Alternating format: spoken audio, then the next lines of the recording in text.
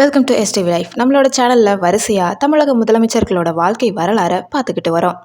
அந்த வரிசையில் இப்போ வரைக்கும் 17 முதலமைச்சர்களோட வாழ்க்கை வரலாறை பார்த்துருக்கோம்.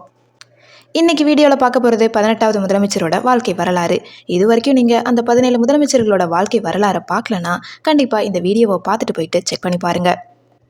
இன்றைக்கி யாரோட வாழ்க்கை வரலாறை பார்க்க போகிறோன்னா புரட்சி தலைவி அம்மா ஜெயலலிதா அவர்களோட வாழ்க்கை வரலாறை பற்றி தான் பார்க்க போகிறோம். தமிழக அரசியல் வரலாற்றில் அம்மா என்ற ஒற்றை சொல் ஒரு மாபெரும் சக்தியாக உருவெடுத்துச்சு. ஒரு நடிகையாக திரைத்துறையை ஆண்டவர், பின் அரசியலில் ஒரு பெண்ணாக தனியாளாக நின்று கோட்டையை ஆண்ட அந்த இரும்பு பெண்மணியின் வாழ்க்கை ஒரு சராசரி பெண்ணின் எழுச்சி காவியம் கிடையாது. அது ஒரு சகாப்தத்தின் சரித்திரம். இன்னைக்கு நாம பார்க்க போவது கோமலவல்லி என்னும் அந்த சிறுமி புரட்சி தலைவியாக மாறிய அந்த பிரம்மாண்ட பயணத்தை பற்றி தான் பார்க்க போகிறோம். அதுக்கு முன்னாடி நம்மளோட சேனலை ஃபர்ஸ்ட் டைம் விசிட் பண்ணுறீங்கன்னா இந்த வீடியோக்கு ஒரு லைக் போட்டு மறக்காமல் சப்ஸ்கிரைப் பண்ணிக்கோங்க. வாங்க வீடியோக்குள்ளே போகலாம். 1948வது வருஷம் பிப்ரவரி மாதம் 24ஆம் தேதி கர்நாடகாவில் மேல்கோட்டை என்ற ஊரில் ஜெயராம் வேதவள்ளி தம்பதியினருக்கு மகளாக பிறந்தாங்க கோமலவல்லி அவர்கள். இவங்களது தாத்தா மைசூர் அரசரின் மருத்துவராக இருந்தவர். ஜெயலலிதா அவர்களுக்கு 2 வயசுலேயே அவரது தந்தை காலமான காரணத்தினால தனது கணவரை இழந்த வேதவள்ளி சென்னைக்கு வந்து தன் சகோதரி வித்யாவதி வீட்டில் தங்குறாங்க. அங்கே இருந்து தான் தன்னோட திரைப்பயணத்தை சந்தியாங்கிற பேரில் ஆரம்பிக்கிறாங்க. ஆரம்பத்தில் பெங்களூரில் இருந்த ஜெயலலிதா பின்னாடி 1958 சென்னைக்கு வராங்க. குடும்பத்தில் உள்ளவங்க எல்லாருமே அவங்கள அம்மூடு தான் அழைச்சாங்க. சென்னை சர்ச் பார்க் பள்ளியில் படித்த ஜெயலலிதா அவர்கள் ஒரு மேதையாக திகழ்ந்தாங்க. 1964வது வருஷம் மெட்ரிக் தேர்வில் மாநிலத்திலேயே முதலிடம் பிடித்து சாதனையும் படைச்சிருக்காங்க. அவங்களுக்கு ஆங்கிலம், தமிழ், கன்னடம், தெலுங்கு, ஹிந்தி மற்றும் மலையாளம் என பல மொழிகள் சரளமாகவே தெரியும்.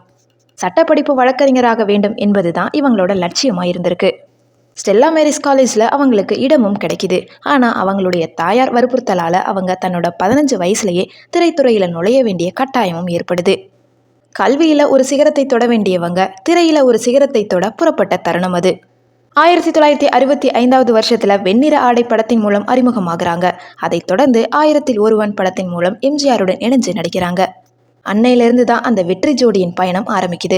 மொத்தம் 127 திரைப்படங்கள் நடிக்கிறாங்க. இதில் 28 திரைப்படங்கள் எம்ஜிஆர் அவர்களுடனும் 22 திரைப்படங்கள் சிவாஜி கணேசனுடனும் நடிக்கிறாங்க. 1972வது வருஷம் தமிழக அரசின் கலைமாமணி விருது, திரையில் அவர் அணிந்த உடைகள், அவரது நடனம் மற்றும் வசன உச்சரிப்பு என அனைத்தும் அன்றைய காலத்தின் மிகப்பெரிய ட்ரெண்டானது. கலைச்செல்வி என்ற பட்டம் அவருக்கு பொருத்தமாக அமைஞ்சது. 1982வது வருஷம் ஜூன் மாதம் 4ஆம் தேதி கடலூரில் நடந்த அதிமுக பொதுக்கூட்டத்தில் எம்ஜிஆர் முன்னிலையில் கட்சியில் இணைகிறாங்க. 1983 கட்சியின் கொள்கை பரப்பு செயலாளராக பொறுப்பேற்று தமிழகம் முழுவதும் சுற்றுப்பயணம் செய்து அதிமுகவின் முகமாக மாறுறாங்க. 1984வது வருஷம் மக்களவை உறுப்பினராக தேர்வு செய்யப்பட்டு டெல்லி செல்றாங்க. அண்ணா அமர்ந்த அதே 185வது இருக்கையில் அமர்ந்து தனது முதல் ஆங்கில உரையிலேயே அன்றைய பிரதமர் இந்திரா காந்தியை வியக்க வைக்கிறாங்க. எம்ஜிஆர் அவர்கள் உடல்நலக்குறைவால மருத்துவமனையில் இருந்தபோது 1984வது சட்டமன்ற தேர்தலில் அதிமுகவின் வெற்றிக்காக தனி ஒரு ஆளாக பிரச்சாரம் செய்து வெற்றி பெற வைக்கிறாங்க ஜெயலலிதா அம்மா அவர்கள். 1987வது வருஷம் டிசம்பர் மாதம் 24ஆம் தேதி எம்ஜிஆரின் மறைவுக்கு அப்புறமா தமிழகத்தை நிலைகுலைய வச்சது. அதிமுக 2ஆக பிரியுது. எம்ஜிஆரின் மனைவி ஜானகி ராமச்சந்திரன் தலைமையில் ஒரு அணியும் ஜெயலலிதா தலைமையில் ஒரு அணியும் உருவாகுது. 1989வது வருஷத்தில் ஜெயலலிதாவின் அணி 27 இடங்களை வென்று அவர் தமிழகத்தின் முதல் பெண் எதிர்க்கட்சி தலைவராக மாறுறாங்க. 1989வது வருஷம் மார்ச் மாதம் 25ஆம் தேதி சட்டமன்றத்தில் ஜெயலலிதா அவர்கள் கடுமையாக தாக்கப்படுறாங்க. அவங்களோட சேலை இழுக்கப்பட்டு அன்னைக்கு தினம் கூந்தலை விரித்தபடி வெளியே வந்த அவங்க, நான் முதலமைச்சராகத்தான் மீண்டும் சபைக்குள்ள நுழைவேன் என்று சபதம் எடுக்கிறாங்க ஜெயலலிதா அவர்கள். அந்த சபதம் 1991 நிறைவேறுது. 234 தொகுதிகளில் 225 தொகுதிகளை வென்று மாபெரும் வெற்றி பெற்று முதல் முறை முதலமைச்சராகிறாங்க. ஜெயலலிதா அவர்கள் கொண்டு வந்த திட்டங்கள் ஒவ்வொன்றும் ஏழை மக்களின் வாழ்வில் விளக்கேற்றின. பெண் சிசு கொலையை முற்றிலும் ஒழித்த மகத்தான திட்டம். 1 ரூபாய்க்கு இட்லி வழங்கி ஏழை மக்களின் பசியை போக்கிய திட்டம். நிலத்தடி நீரை உயர்த்தி தமிழகத்தை நீர் தட்டுப்பாடற்ற மாநிலமாக மாற்ற முயற்சித்தாங்க. அனைத்து மகளிர் காவல் நிலையங்களை உலகிலேயே முதன் முறையாக தமிழகத்தில் அமைச்சாங்க. மாணவர்களுக்கு மடிக்கணினி, மிதிவண்டி, சீருடை, புத்தக பைகள் என அனைத்தும் இலவசமாக வழங்கினாங்க. அரசியல் பயணம் சோதனைகள் நிறைந்தது. 1996வது வருஷத்தில் கைது செய்யப்பட்டு 28 நாட்கள் சிறையில் இருந்தாங்க. சொத்து குவிப்பு வழக்கு உள்ளிட்ட பல வழக்குகளை அவங்க சந்திச்சாங்க. 2016வது வருஷம் சட்டமன்ற தேர்தலின் போது அவர் தாக்கல் செய்த மனுவின்படி அவரது சொத்து மதிப்பு சுமார் 118.58 கோடி. அதில் அசையும் சொத்துக்கள் 41.37 கோடியும் அசையா சொத்துக்கள் 72.09 கோடியும் அடங்கும். தான் முதலமைச்சராக இருந்தபோது ₹1 மட்டுமே ஊதியமாக பெற்று மக்களுக்காக உழைச்சாங்க.